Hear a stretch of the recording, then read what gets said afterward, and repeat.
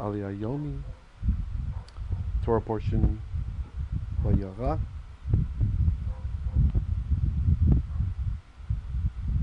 language of the prophets. Second Aliyah.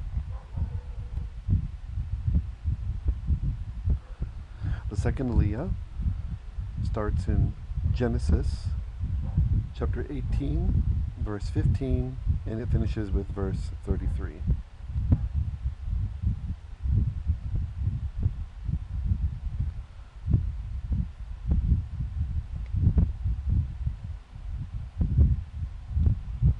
All right, so starting with verse Tav Vav, that's 9 plus 6, so 15. And again, remember, the reason it's not Yod He is because the biblical text does not use abbreviations for Hashem's name for something as mundane as a number. ותכחש שרה לאמור לא צחקתי כי ירא ויאמר לא כי צחקת. But Sarah deceived. לאמור, this is a infinitive saying, Lo tzachachti, I did not laugh. Ki, for, Yareya, she was afraid. Right? And of course the root, very easy to recognize in this case. Yod, Reish, Aleph, Yara, to fear. Vayomer lo ki tzachaket. But he said, no, for you laughed. Verse 16. Tet plus Zion. And if I said Tav before, sometimes I say Tav when I'm looking at Tet. Just a brain short circuit. Tet Zion, so that's 9 plus 7, so 16. Vayakumu misham hanashim vayashkifu al mun penei sedom. Right, there's our etnachta. Let's stop there. So this is kum. It's kind of hard to recognize. The vav is the middle root letter. So you have kuf, and then the missing vav, and the mem. This is called a hollow verb. So in Semitic languages, verbs which have a medial, where the second root letter is a vav, which in ancient times was a waw, and there is no uncertainty about this. So fools out there running around saying that God's name is Yeho, and they say the second part of the name is Va, just don't know what they're talking about linguistically.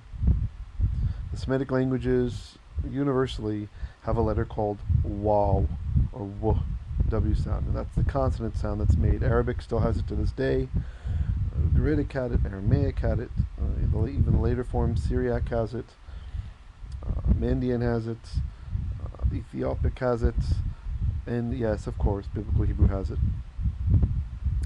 So anyway, so what happens is, because wo is kind of a weak sound, wo, it tends to fall away in these verbs sometimes, and that's why they're called hollow verbs, right? They're hollow, like them. You got the first root letter, and you've got the last root letter, the kuf and the mem in this case, but the middle part is hollow. It's hollow. It falls away. Okay, so if ever you're looking at a word and it doesn't look like a pei nun verb, like there doesn't look like any evidence that there was a nun for the first letter, and you don't recognize what it would be if the hey was the final letter in the verb for a lamed hey, where the hey falls away, but maybe plug in a vav in the middle or a yod and see what that does for you. See if it makes sense with that root. And here it certainly does. So, vayakumu, and they got up, or so, I'd probably translate this here, so, they got up, me, from sham, from there. And remember, me is mean, right, with a noon.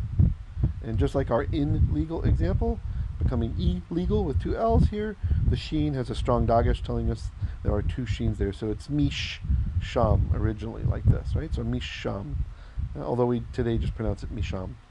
So from there, who? What's the subject of the yakumu? They got up. Ha anashim. And again, yakumu is imperfect, so it means something like they are getting up, or they will get up, but because of the vav conversive, it swaps time and it becomes they got up. So ha'anashim, the men got up from there, vayashkifu, and they looked down al pnei Sodom, upon the face of Sodom, meaning like they looked down on Sodom. And as I mentioned, I think last Aliya, there's a perfect location for this. I comment about it in my book, where it's just about a mile away from Bethel or less, and there's a nice observation point where you can look down on that whole depressed area where ancient Sodom would have been. You can see the whole Jordan fertile round. The Avraham holech imam leshalecham, and Avraham went. Im is with, right? So here's your word.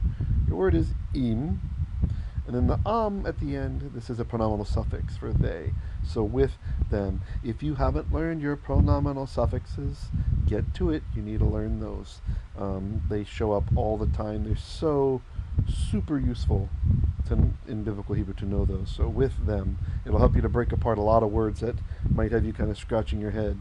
Of course, you can sometimes also you can see some other possible deeper meanings or possible hidden meanings, or just things that aren't there too. So like Sodom, you could think, well, if it doesn't have these verbs, it might say sod, it's their secret, their, the sod level. So you see, there's things that you can see that aren't there also. So, but nevertheless, it's useful to have.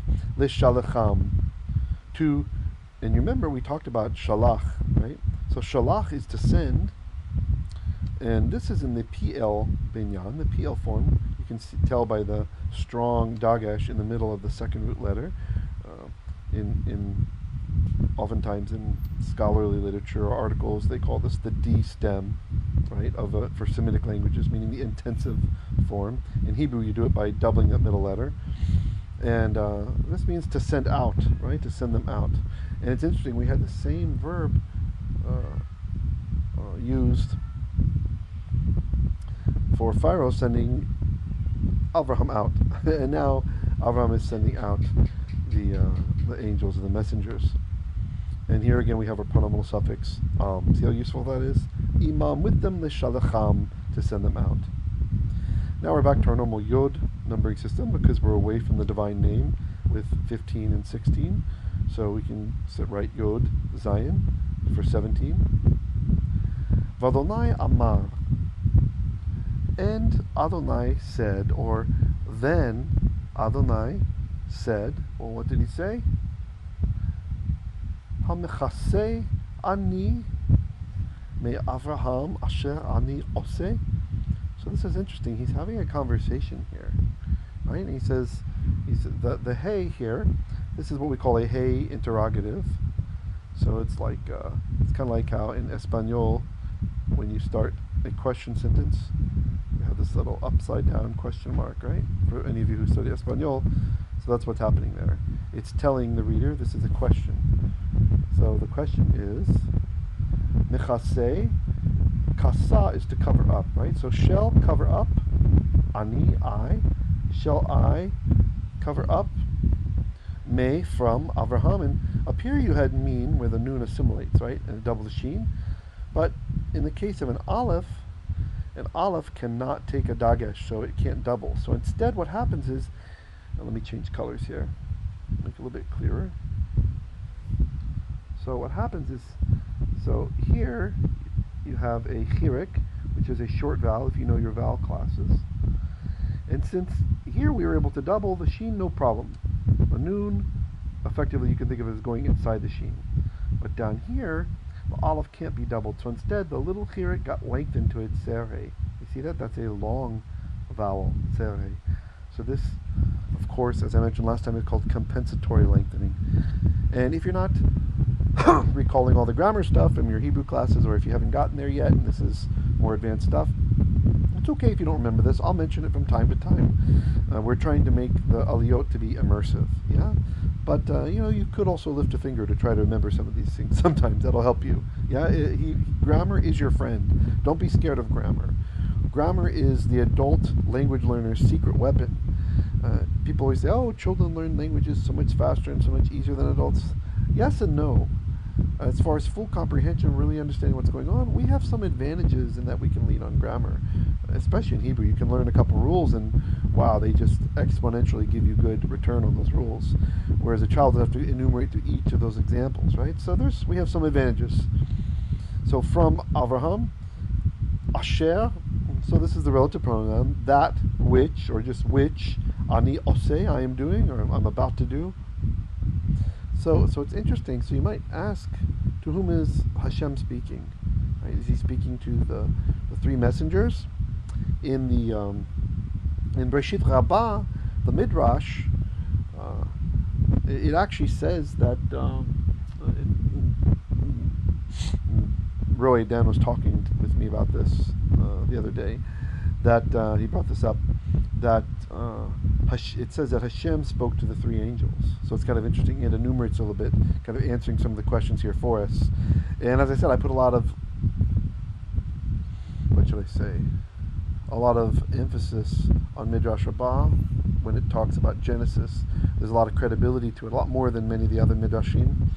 But it still is Midrash, right? So the question still remains. We have a possible answer, but that might not be the answer. And Rashi comments that with this question, should I hide from Avraham what I am doing? That he comments that it would not be kind for me to do what I am going to do to Sodom without Avraham knowing about it.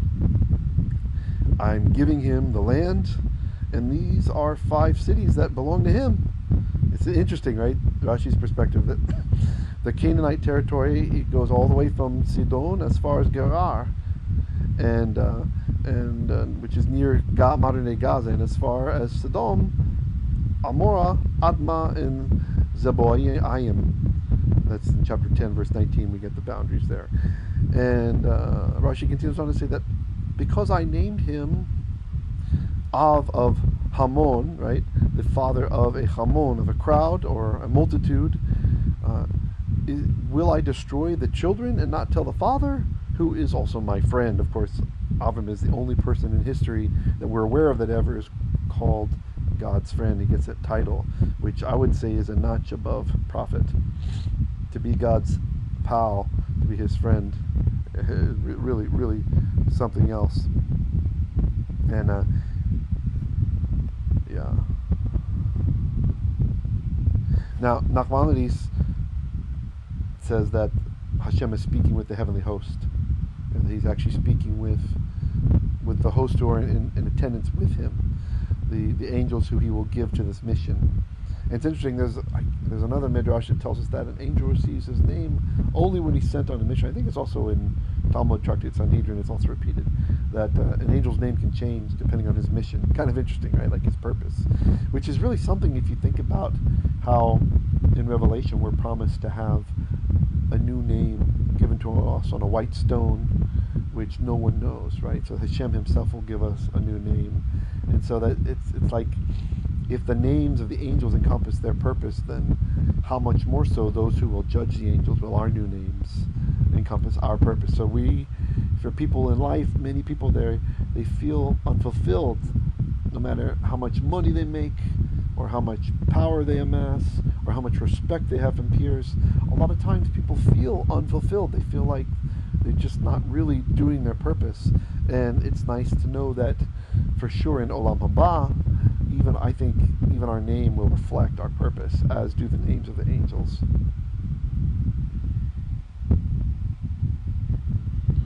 Okay, so let's continue. Verse Yod Chet, this is 18. The Avraham hayo yihyeh legoy gadol ve'atzum. Now Avraham will definitely be, so this is, I mentioned last time on the first Aliya, the infinitive absolute, and it's worth looking up, but basically the way you use the infinitive absolute to express that an intended consequence is definitely going to happen, the surety of it is you don't use a separate word, you use the same root and you put first into the infinitive absolute, and that's what this guy is here. This one here is the infinitive absolute. And then you put whatever form that expresses what's going to happen, right? Or what did happen. So in this case, hayo, this is from haya, the verb haya, right? This is the infinitive absolute, okay? So it means definitely yihye will be. Yihye will be, he will be, right? Or will become. So if we had reversed the order, in typical biblical Hebrew syntax, if it said yihye hayo, if that was second, then it usually, not always, but usually implies a continuous action. So that would be something like, he will continuously be, he will be being, he will continuously be becoming, or something. It just wouldn't, it's weird. Some verbs it makes sense. In this case, it's just going to be strange. So in this case, it definitely means he will definitely be, or become, a goy gadol, a great nation. Noun followed by adjective. Ve'atzum, and mighty.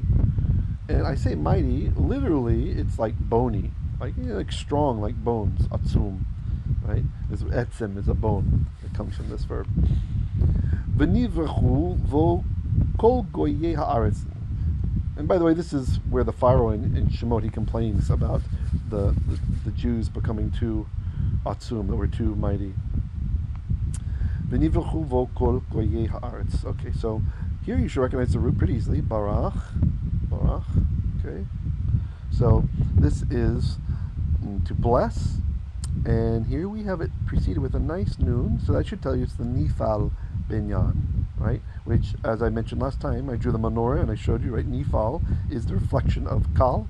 Kal is the light, the basic binyan, the very basic thing that happens. But in the case of nifal is the passive usually, right? Passive, something is happening, right? But it can also sometimes be reflexive and serve some other functions. But so this is plural. So if it just said nivrachu, it probably would mean they were blessed. But here we've got that sneaky vav conversive right at the front. So you see the vav, he's swapping the time on us. I mean, not really, but that you can think of it that way. So he's swapping the time. So, and they will be blessed, or they will bless themselves. You can really interpret it either one of these ways. And it's interesting. Ibn Ezra in the Mikrot Gadol, he comments that regarding the nations, that they shall be blessed in him, which is what follows here. Bo, right? That is because of his account, right? So he points out, Ibn Ezra likes to get into grammar sometimes, he points out that there is a difference between this particular nifal, which we're talking about in this verse, and the hitpa'el, which is the usual reflexive. Although, like I said, nifal can also be used reflexively. In chapter 22, verse 18, where it says, all nations of the earth will bless themselves. Right there, it's very clear that it's hitpa'el, right? But, okay. So in this case, it could also have that nuance, but Ibn Ezra's arguing for it to be that they will be blessed. So they will be blessed in him. And this is really, if you're a Hebrew roots person, or Messianic, or someone who believes in the apostolic writings, and this is kind of interesting, because it's interesting even without that, but because if you think about it, Rav Shaul talks about being grafted in, right? And the grafting in language, this is conversion language, right? It has to do with conversion. I was giving a talk at a kahal one time here as a guest teacher. Maybe I was teaching Hebrew, I can't remember. And anyway, one of the attendees commented when I was talking about the grafting in and how this is conversion language and it takes some time. And she said in her experience, the person who raised their hand, in her experience, she had worked with grafts and stuff, it takes about 3 years for a graft to really make a strong hold, right, where the branch is really strong, can fully support itself, and maybe a kid can climb on it, each other sort of things. And this is nice because this is the time that it used to take to read through an entire Torah cycle. The Torah, it's called, I hate the name, but it's called the Palestinian cycle. It was about 3 and a handful of months, 3 years and a handful of months, right? Which explains why the Mashiach's ministry was about 3 years, right? He went through the entire Torah cycle. In all likelihood, we can't prove it, but it fits nicely, right? In all likelihood, he went through with his Talmidim in this period of time. And if you think about the period of a graft taking about 3 years, then it seems to me like Rav Shaul is hinting with the grafting in language that through the process of becoming a upright, standing citizen in Israel. Nivrechu vo, all nations, kol goyi haaretz, all goye, this is construct form, all the nations of the land, right? So we can say the here, because it's construct, right? Construct, you can't put a ha on a construct. You can put it on the last word. And if the last word is ha, then the whole construct chain is ha. So all the nations of the earth will be blessed in him. So it's very interesting. So even Ezra's comment actually gives us an idea that it could possibly mean, it comes together nicely when you look at this grafting in language and what exactly that means. Okay, Yod Tet. So this is, of course, 10 plus 9, so that's verse 19. Ki yadativ lema'an asher yetzaveh et banaiv ve'et beito achraiv v'shamaru derech Adonai la'asot tzedakah u'mishpat. And we'll stop here, as that's our end of clause marker. Pretty long, though. Okay. So yadati, this part is I know, and the vav pronominal suffix at the end tells us him. For I know him, in order that which he will command to his children. So okay, so this might be it instead of him. In Hebrew, it is expressed at masculine or feminine, right? So I was thinking actually like an English-speaking person there. So, for I know it. What does he know? In order that which he will command to his children and his household after him. Achar, right after, and then you have the pronominal suffix after him. The shamaru, that they will keep. So shamaru by itself is perfect, right? They kept, they safeguarded, right? V'shamaru v'nei Yisrael et ha-shabbat v'asod et ha-shabbat l'dotam b'rit olam ki sheshet yamim asa Adonai et ha-shemayim ve'et ha'aretz v'shamaru v'nei Yisrael. Anyway, so this is a nice little Shabbat song, quoting from the Torah, and the children of Israel kept the Shabbat, right, is basically the main part there. V'shamaru. So the v changes the time, in this case, and they will keep the derech of Adonai, right? Again, very interesting language for those of you who are versed in the apostolic writings and interested in the Jewishness of those writings. The derech, of course, we know that the Mashiach refers to himself as the derech, right? Hohodos in the Greek, which is from Hebrew derech, mapping to the Septuagint. So the derech of Adonai, the way of Adonai. Also to do tzedakah or mishpat. So to do tzedakah, well, you're probably familiar with tzedakah, right? Tzedakah, this in modern parlance we use it to mean charity, right? Like Mishlei talks about how tzedakah covers a multitude of sins, right? So the giving for charity actually causes Hashem to look over certain sins that we have committed. In this case, tzedakah, it probably takes on the meaning. Halot has a 2-page entry for this, and I think it's the second entry in there. It talks about national loyalty, right? Like loyalty to the family. And at this point, it starts to get kind of close to chesed, right? We've talked some in my droshot about how chesed, most people realize it's loving kindness, some say grace, right? But they skip out on the whole clan loyalty aspect of chesed. And the chesed really is about having loyalty to Israel, right? And namely to those whom the king is loyal, to those whom the king loves. And tzedakah can have that nuance as well, right? So that they will do tzedakah. They will do, of course, it's related to the root tzedek, which is justice, righteousness, etc. So, umishpat, and justice, right? So they will do what's right to the nation and just. Lema'an havi Adonai al Avraham et asher diber alaiv. So that Adonai will bring upon Abraham that which he spoke to him. Okay? And this part here, this ki yadativ, it's a little bit ambiguous. It could mean I know that, right? Or it could be I know him. Yeah? And Rashi actually says that this is expressing a term of endearment, right? That we see the same phrase, a similar phrase used in Ruth chapter 3 verse 2 about the kinsman Boaz, right? That HaKadosh Baruch Hu uses the same expression with regard to Moshe Rabbeinu in Shemot 33 verse 17.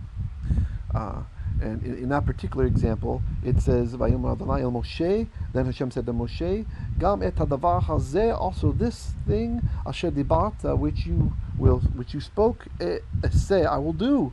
Ki matzat chayin be'einai, for you have found favor in my eyes.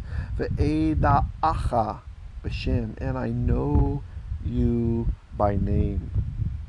So it's similar language there, less ambiguous. The eda'acha, right? And I know you by name. The cha being the pronominal suffix for you, right? And here we have Eve. So the vav rather, right? So it's probably referring to Avraham, I think. Probably, especially when we see these other examples. I think Rashi's got a good point there with that. Yeah. Okay. So let's continue on. Kimchi points out that Avraham Avinu is saying that, Hashem is saying that Avraham will teach his children and his posterity to keep the derech Hashem by doing, the thing is, by means of doing that which is just and right, and so that he will know that the destruction of Sodom and Amorah was intentional and not a chance event of the kind that we occasionally see. He told me he was going to destroy them, right? But his posterity is really Beito, his household, which means including his slaves or servants, depending how you interpret that. As David Hamelech says in Tehillim 101, 6, verse 7, he who follows the derech tamim, the way of blamelessness, hu yesharatenu, that is the one who will serve me or minister with me. It could be with me. But he who deals remiyah, like in deceit, dover shekarim, speaking lies, lo yikon leneged einai, he will not be established in my house. All right. Continuing on with chapter 20, so that's Kaf. Vayomer Adonai, then Hashem said, Za'akat Sodom va'Amorah kiraba, the outcry of. So Za'aka with a hey, if this were the hey, that's the absolute form. That means outcry.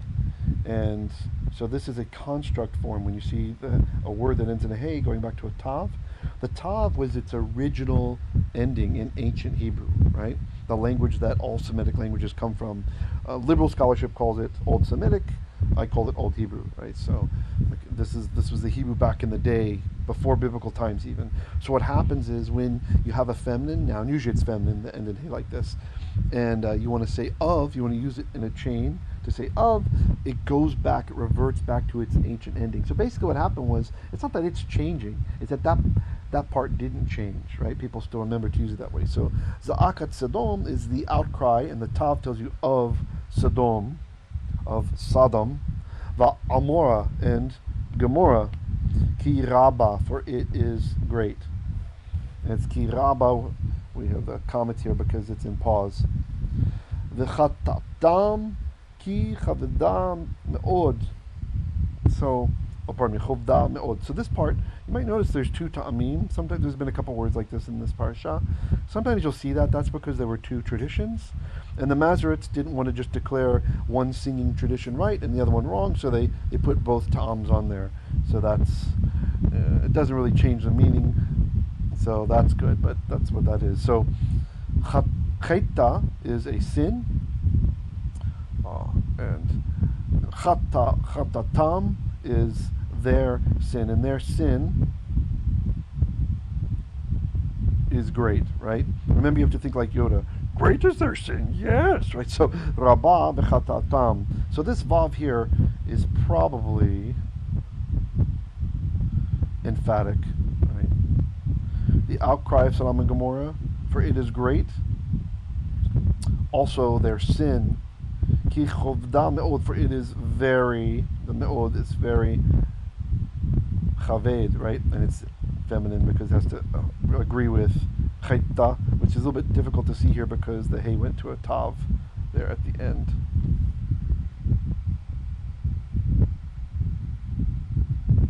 Okay. So let's continue.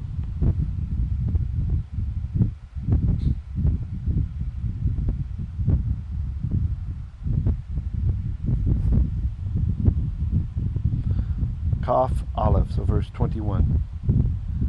Eradana ve'irei hakitza'akta haba'a elai asu kala. So this is rad da, to go down. Pardon me, to go down, and this is a cohortative. So this is like let me go down now, and the na is now. Ve'erei, and I will see. Hakitza'akata. I will see how is its outcry. Right? Like how is it's like the appallingness of it. Like if you've ever seen a horrible wanton brazen act of sin in the street, there's an outcry in the spiritual realm, an echo that happens from that. And you see this oftentimes reflected in the Bible. It's talking about cities amassing guilt or having an outcry or blood crying out from the ground because of the horrid act. If you can imagine the first murder on earth that ever happened, how horrible it was. From a trusting brother, right? To his older brother, the one who should be taking care of him, instead strikes him down. Haba'a elai, it has come to me. It's feminine because of the outcry. Asu kala. So this is asa with a hay. Oops, we'll do it here. Maybe you can see better. The hay disappears because it's a lamed hay verb. Choose a better color. Asa, so asu, they did. Kala. The kala is like a completion, like an ending, a total destruction. It can also mean to cover up or to finish something like this.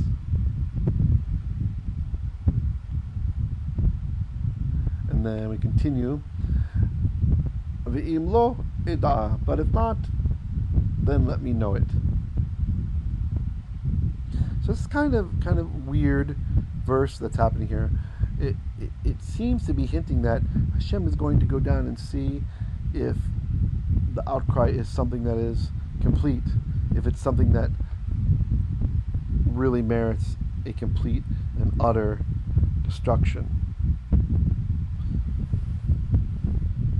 Gersonides comments that the I will go down to see, that this is a metaphor, right? That he means he's sending his malachim, right? He's sending his messengers, his angels, as we call them, to see whether the people had actually done what they planned to do, the wickedness they planned to do.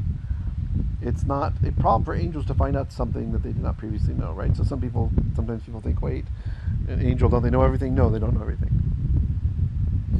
And Sforno says, the asukala, he actually interprets this to see if they have acted together, which is interesting, right? Meaning if they're sinning individually or if they're even acting together, which is a worse level of sinning, where the whole community gets together and says, hey, abortion's great. Not only is it okay, it's great. I'm going to celebrate it. I'm going to shout it out. This is a whole nother level of wickedness. And the Chorshor says, if not, I will take note. So On this part, he says, I will figure out what to do with them. That's the eda'a. He's interpreting as I'll take note, I'll make a note of it. It's not just I will know. Bechor Shor, of course, is assuming that Hashem already knows, right? And that he's not trying to uncover some unknown knowledge. I won't get into the whole theological thing. Does Hashem... Yeah, we'll just leave it there. The Bechor Shor, he's saying that I will decide what to do with them to ensure that the punishment is appropriate, right? So that they don't get over-punished or under-punished, right? So if they have not sinned altogether, then eda'a, I will know. And Gersonides chimes in that Hashem will rescue those who deserve rescuing in that particular case. Verse Kaf Beit 22. Vayifnu misham ha'anashim vayelechu Sodoma. Okay, so this is a lamed hey verb. You should be getting used to those by now if you weren't used to them before. Pei, nun, hey, which is to turn aside, right? So then they turned aside. Not yifnu, they will turn aside, but they turned aside with our vav conversive. Misham, from there. So it was min sham, became misham, contracted. Ha'anashim, here's the subject of the verb vayifnu. So then the men turned from there, vayelechu, and they went Sodoma. Here we have a hey locative ending. This tells you direction towards. They went towards Sodom, right? Like we would say wards in English, like California wards, right? Like towards California, right? Northward. Not used as much today as it used to be. V'Avraham odenu omed lifnei Adonai. So od, this is a kind of a rare ending to see on od. Od means like still, like continuing in a certain state, and the nu, don't get it confused with nu meaning us. Nu also can mean him in some cases. We see it with well, not kamohu. Oh, it's one of the other words. Anyway, some words they get this nu at the end, and it means it can mean him instead of us, right? Context shows you which it means. Omed, so he was still omed, standing. Like if you've ever seen an ark in a shul, you look up above the ark, the doors that open up to reveal the Torah scrolls, and it says, Da milifnei ata omed, know before whom you are omed, standing, right? Same form as this here. And here we got the lifnei also, lifnei Adonai, so he was still standing there before Adonai. Kimchi comments that this is because the prophetic vision, the chizayon that Avram was receiving was not yet over. Verse Kaf Gimel, that's 23. Vayigash Avraham Vayomar. So this is Nagash, probably. Yeah, there's a Nagash and Noon Gimel. Yeah, Nagash. So usually this would be used like to drive, like in shepherding language, like to drive sheep, nagash, to drive them, right? You can also use it to drive someone out of your land, right? So this literally says, and he drove. So you see the pei nun, the nun goes inside the gimel, right? Again, we're seeing this a lot. And Avraham, and he was driven, so it's acting like a nifal even there. So, yeah. Interesting. Yeah, it's probably expressing something about movement. So let's just say, and Avraham drove forward, or moved forward. Approached might make more sense in English. Vayomar, and he said, Ha'af tispe tzadik im rasha. Will you really safa? This is to sweep away, to purge out. Will you really sweep away the tzaddik, the righteous ones, the just ones, im with the rasha, with the wicked? Verse 24, that's Kaf Dalet. Ulai, perhaps, yes, there exists, like there are. Interesting, this is just like jest in Russian, right? Может быть, есть кто-то, который не грешник. Maybe there is someone who's not a sinner. Yesh, It's neat to see when you can see where one language obviously absorbs something from another language. Like the Russian sh is also like a Hebrew sheen. They got that letter from Hebrew. So perhaps there exists 50 tzaddikim, just people, betoch ha'ir, in the midst of the city. Here we have the munach telling you this is construct, so in the middle. That's why this is the middle, or the midst. The. Even though there's no the here, again, it's construct chain, right? So it's connected to the word that comes after it. And since this word is in the absolute, it has ha, the, we have to put the here also in English to make it make sense. So in the midst of the city, from tavech, or originally tawech. In the midst of the city, ha'af tispe, will you really wipe out? Velo tisa, and this is from nasa, you can see the dagesh where the noon went in, from the pei noon verb, and not lift up. So this might be a little bit hard to understand if you haven't seen this used in other places in the Torah. So there's places where it says like, blessed is the one whose avon, whose iniquity is noseh, is lifted up, right? Meaning forgiven. You're forgiven, right? Your guilt, your blame, right?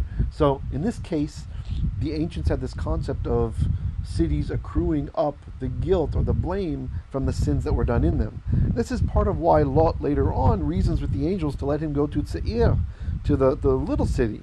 The idea being that it's little, it's not as old. Older cities have more guilt, more blame, because more people have lived in them, more sins have been committed, etc. Just look at New York or San Francisco or LA or any of these. The bigger cities, they have more garbage that happens. Invariably, religiosity, spirituality is much less in spiritual cities. I remember reading a book. Oh, I cannot remember the author. It was a nice book. I wish I could give credit, but the title is A Year Through the Bible, something like that. He's the same guy who wrote Know It All, where he reads the Encyclopedia Britannica and talks about it, basically. And anyway, it's a secular Jewish guy who doesn't really know anything about religion, but he decides to read the Bible and try to live as literally, as completely as he can. So he's got a staff, he's a robe, and all this stuff at one part. But he goes to a Christian bookstore to buy a Bible, and they offer him these magazine-looking things that are actually Bibles, right? It's like different books of the Bible, but it looks like a magazine. He said, no, I want a normal Bible, leather, la la. And the guy's like, okay.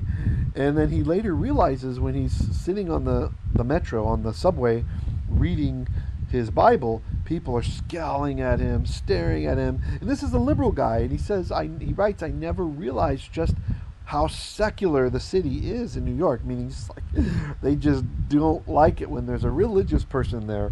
And so again, not everybody, but the city, it converts its masses over time. The big cities can be a very dangerous place for spiritual people. Another reason why it was so foolish of Lot to move his family there and expose them to this garbage. So will you not take it up? Meaning forgive them, right? Lift up their guilt.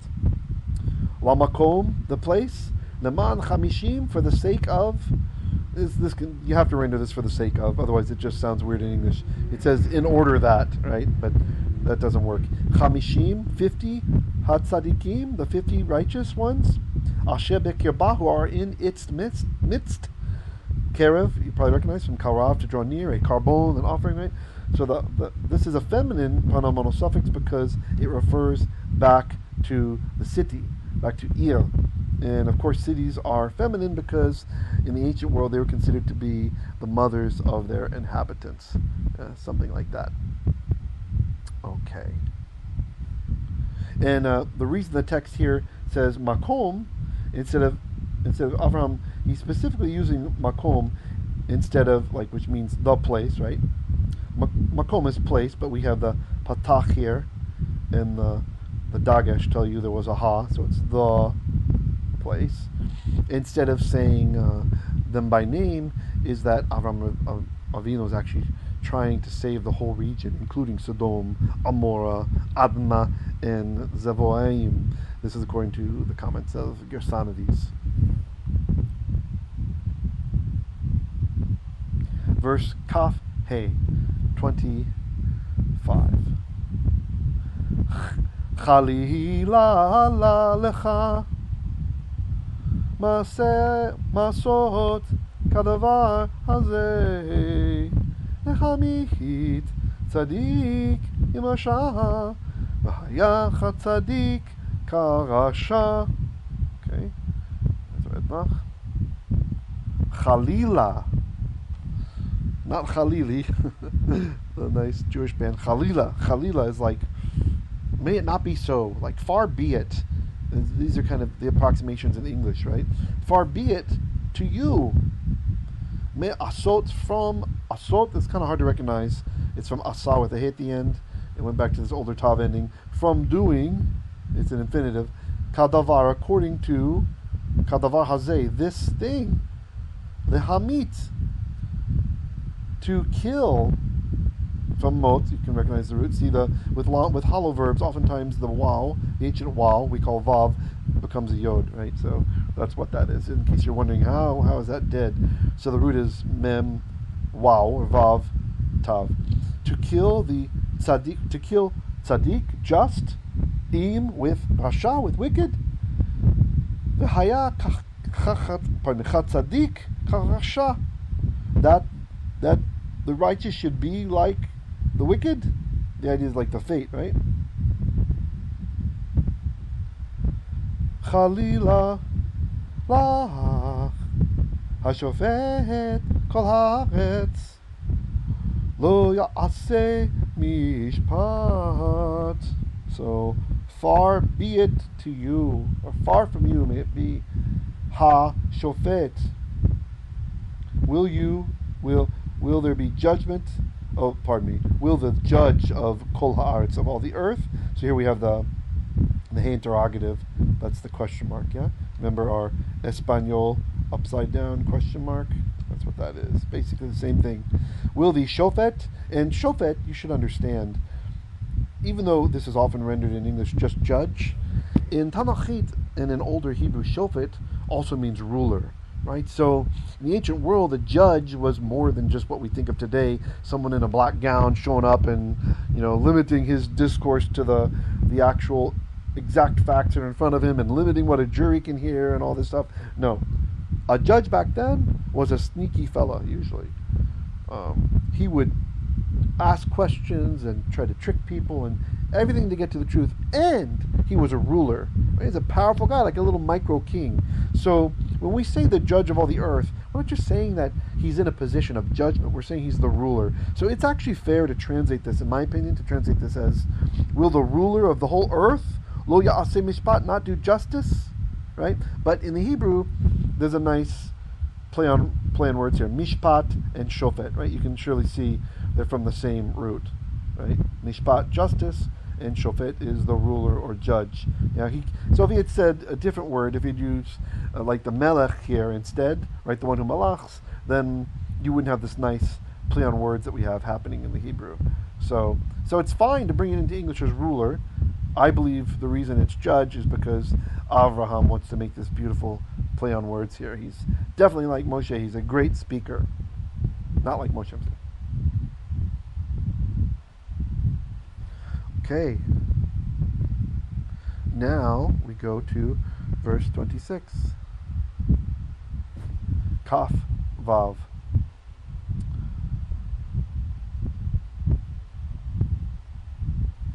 Vayomer Adonai im emsa vistom 50 tzadikim betoch ha'ir.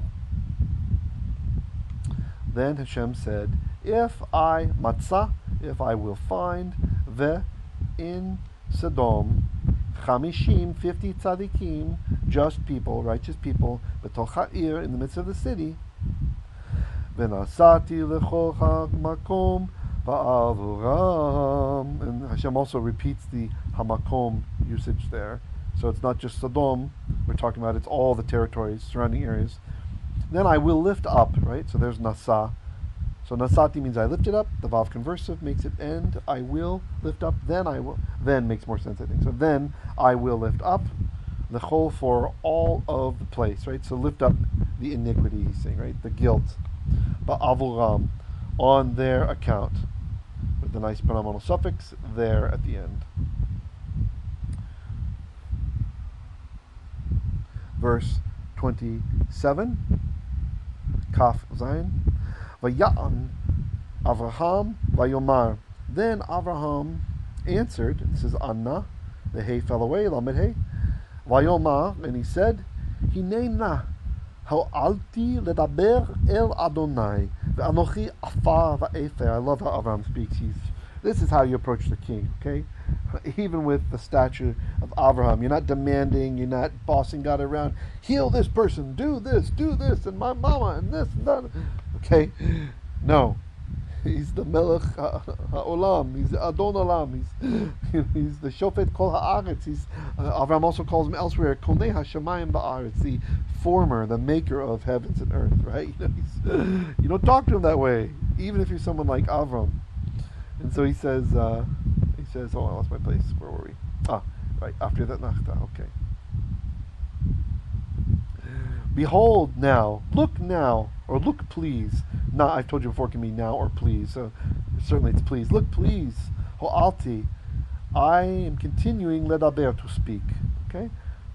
This is like court language. El Adonai, unto my masters. V'anochi, while I am afar, dust, va'ether, and ash. Quite interesting how Avram compares himself not only to dust but also to ash. Like it's really something.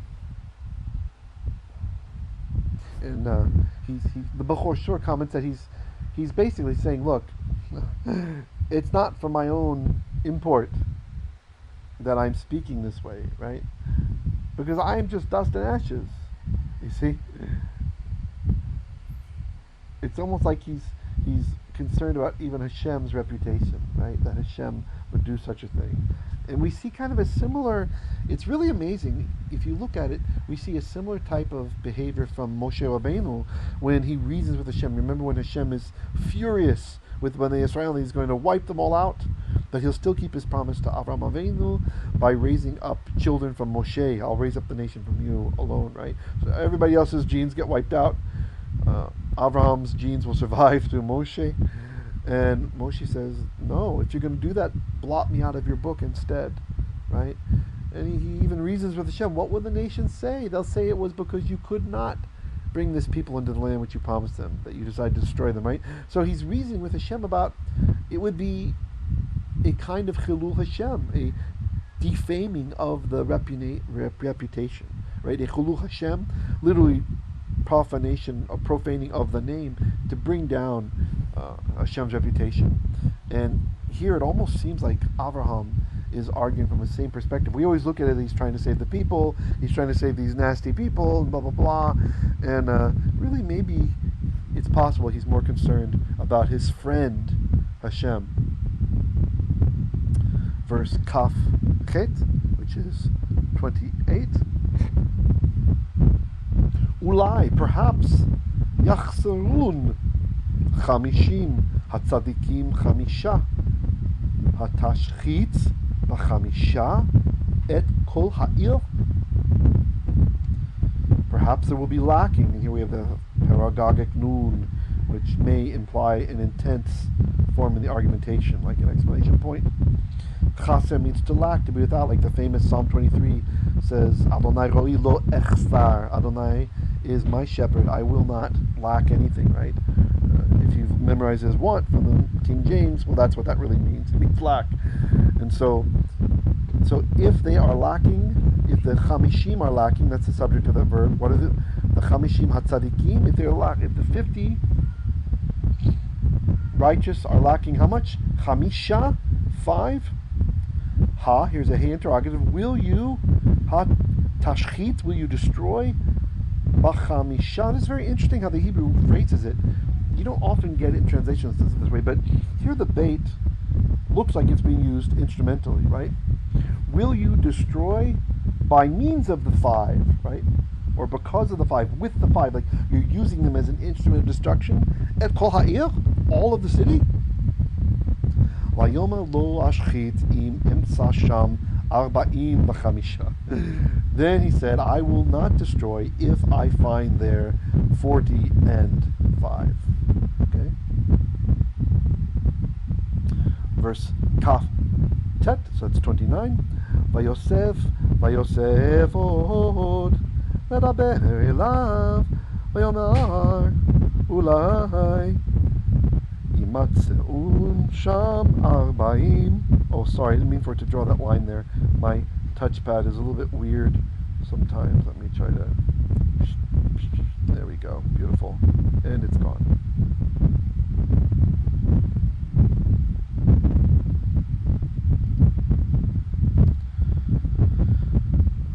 Then he said, oh, sorry.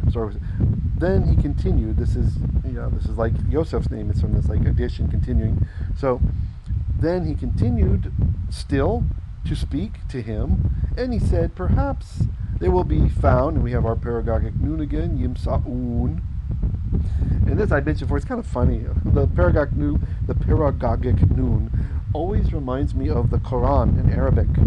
Because some years ago, I got in my head that I wanted to see. I was curious, as I felt like I was getting pretty strong in Baruch Hashem at the time in Tanachit, and I thought, well, maybe classical Arabic is similar enough that I could just kind of go through and learn some stuff in the Quran, and maybe help Muslims to come out of that religion, right? To get them out of it, and maybe there's even some insight, right? The Pirkei Avot tell us that the wise man learns from everyone, right? So who knows? Anyway, so I started reading through it, and it would make me smile because they have noons, paragogic noons, at the end of so many verbs, and so if you're reading it like it were Hebrew, it sounds like there's just exclamation points like every fifth word or something, right? Not saying that that's what it said, but that's what it felt like to me. So when I see the paragogic noon, sometimes it reminds me of that, of how funny that felt to me. I'm not saying it was funny, but if it were Hebrew, it's that way. So it's interesting. So yimse'un, they shall find, exclamation point. There, 40. Vayomer lo e'eseh ba'avur ha'arba'im. I will not do it for the sake of the 40.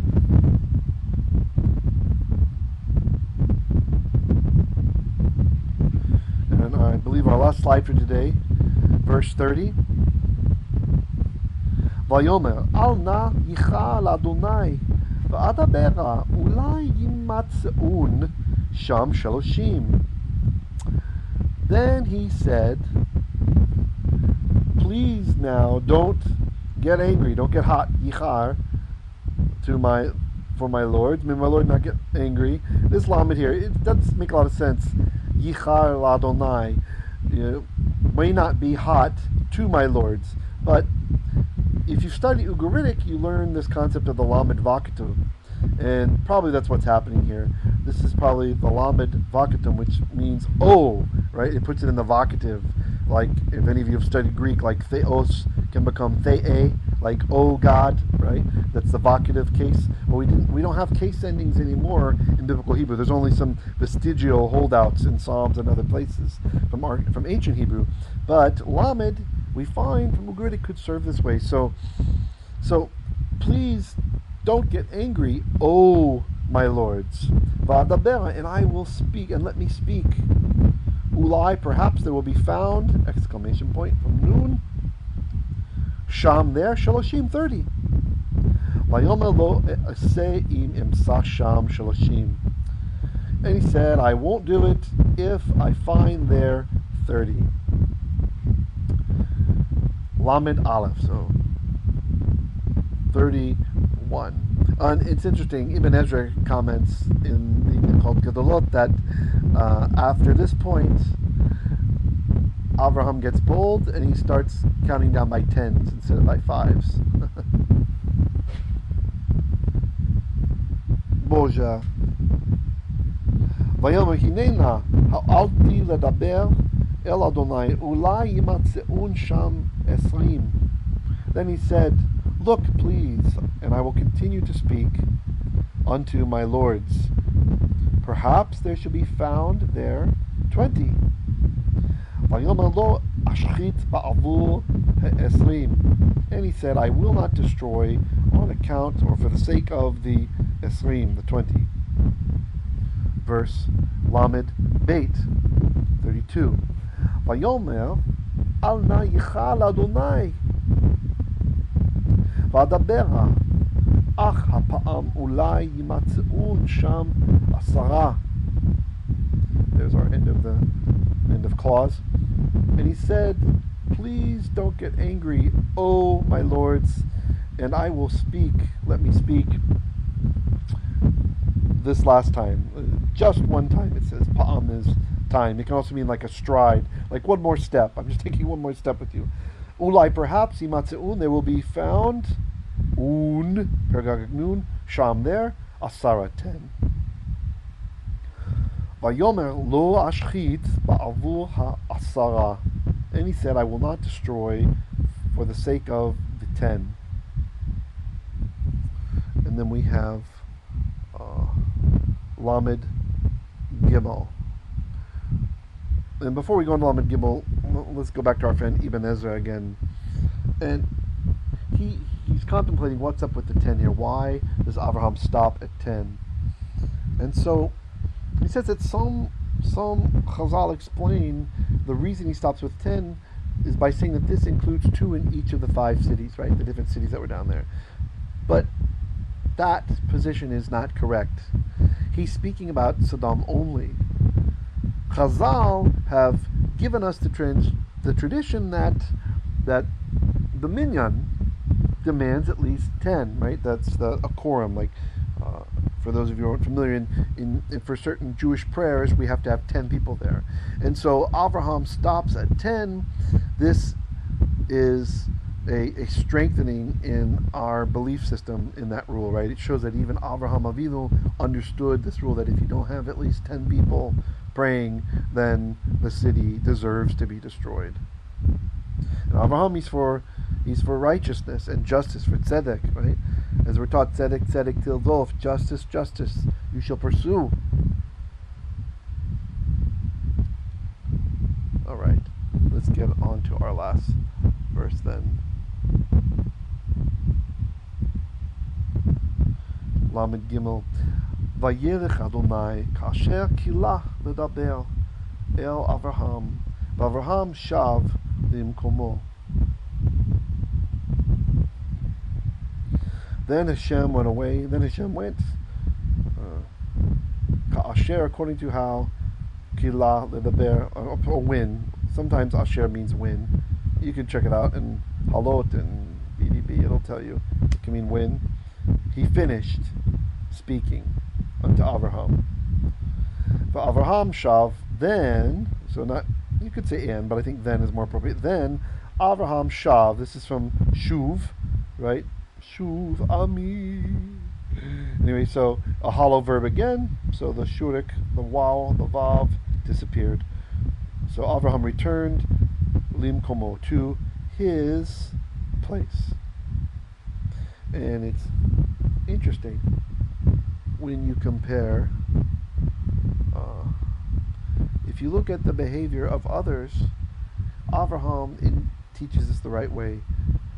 When you feel Hashem's presence, when you're communing with Hashem, when Ruach HaKodesh is among you, we are not the one to end the conversation. He is, right? This is what it means for those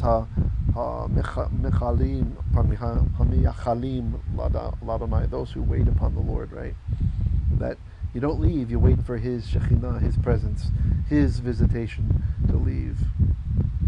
And Sforno, he brings out this comment in the Mikot Gedolot. He says, Avraham shov limkomo, he returned to his place only after HaKadosh Baruch Hu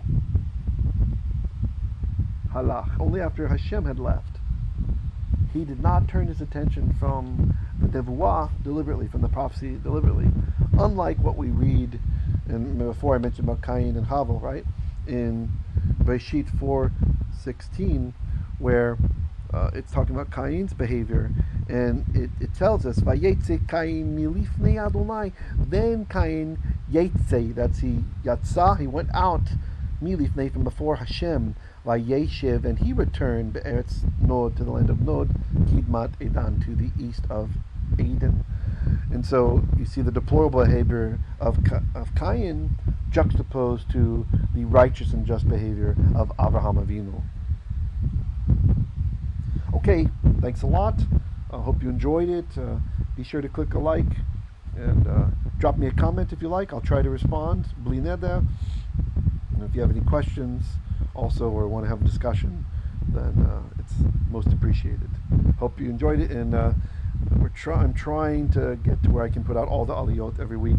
I realize this is only number 2 for this one, but there's only so many hours in the day, so I hope you've been blessed. Shalom, shalom.